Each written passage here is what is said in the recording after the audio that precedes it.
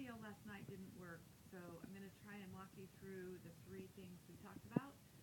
I think you understand the first two, and I'll demonstrate the third one. But first, let's talk about writing 3/4 as a continued fraction.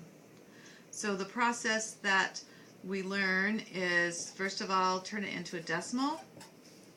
Then we look at the whole part, which is really 0 in this case. So our A1 is going to be 0. If our fraction was an improper fraction, that would be a different number. Then I take just the fraction part and I'm going to take the reciprocal or invert it in my calculator. So instead of 3/4, I'm going to end up with 4/3 when it's inverted. When I think of that as a decimal, it's 1.3 forever. I peel off the whole number and it becomes my A2 or A sub 1, maybe whatever's. This is the first one, this is the second one. Then I look at just the remainder and I again turn it upside down. So this 1/3 becomes 3/1. That's equivalent to this in a decimal. And again I peel off the whole number and it becomes the next A sub n. And then there's no remainder, so I'm done. So this is the continued fraction representation for 3/4.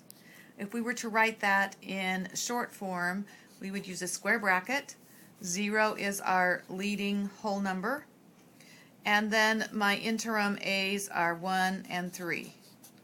So it's recording your first whole number and then your other parts that we write the continued fraction with, and that's called the short form. I guess that would make this the long form. And then the third representation is to use it geometrically. So I'm going to switch over to graph paper, and we can do 3/4 or we can do more exciting. Let's do 3/4. So to do 3/4, I'm going to draw a rectangle that is 3 by 4, just for my 3/4, and then I'm going to use what we call the greedy algorithm to, in effect, bite off the largest square that I can. So the largest square I can fit in here is a 3 by 3. Then I bite off in the remainder part the largest square I can, which would be a 1 by 1, and I can actually do that 3 times. So when I think about 3/4, and I know that it has that leading 0, I can then record how many of the largest square, there's 1, and how many of the smaller, next larger square, smaller square, and there's 3. So we have the long form, the short form, and the geometric form. Now I'll do one more example of the geometric form. Let's try it for 6/7. So I would draw a rectangle that's 6 by 7. I would then take out the biggest bite I can, square.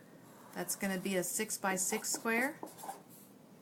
Then I can take 1, 2, 3, 4, 5, 6 of the 1 by 1 squares.